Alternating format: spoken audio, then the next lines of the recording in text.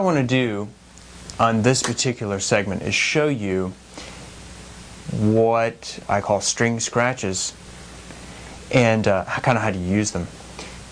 Really common technique in funk music, rhythm and blues.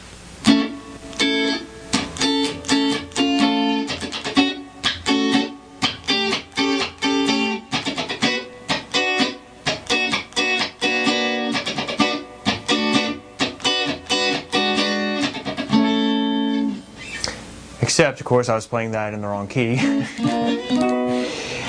So I need to be moving up here, which is B flat.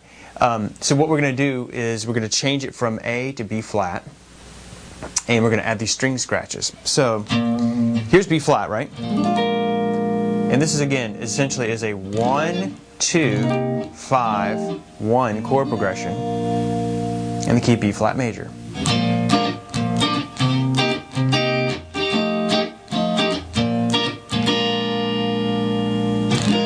And what I'm doing is, it's that same augmented,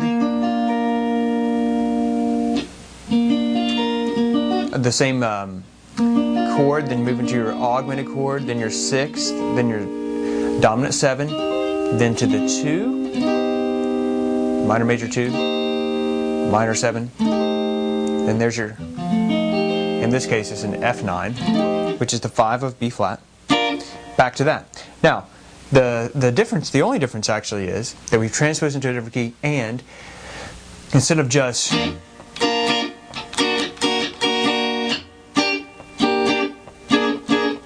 going to add one element to it, which is at the on the 4th beat, instead of just having, or we're going to actually have, let me see, I don't think I can do it just playing on the 4th beat. I have to play the whole measure.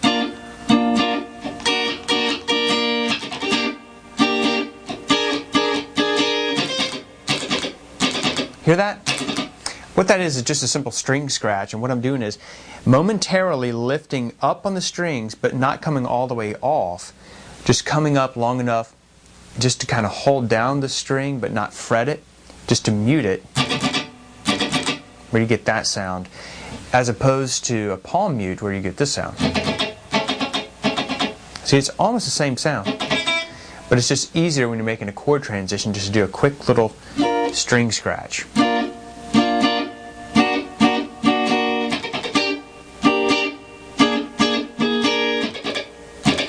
Hear that? So that is, the string scratch actually comes on the and of 4, and I'm putting 4 of them in there right before the downbeat of the next measure. So that's why you have those 30-second notes notated as string scratches there with just the X heads.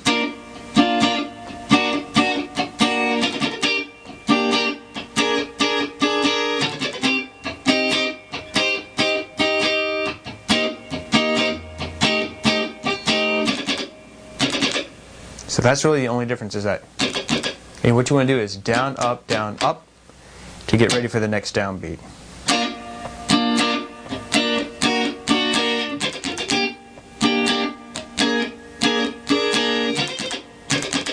And actually, you could, because since your hand is coming all the way down anyway, you could do it with the palm mute as well.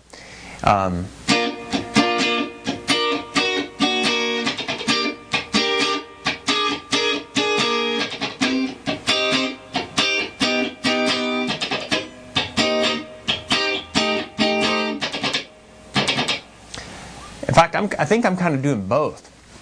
I'm kind of palm muting with my right hand and kind of lifting up on the strings here, so you get a really dead string sound.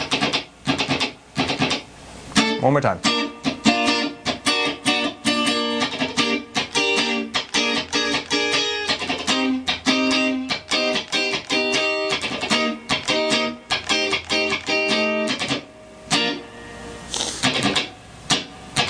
So that's the sound you're going for, is that palm mute and that string scratch kind of simultaneously.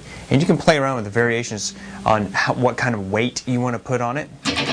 Like if you really want it, you know, the heavier, the more you press down with your palm mute and rake it, it kind of changes the sound, as opposed to just kind of lightly string scratching as opposed to both.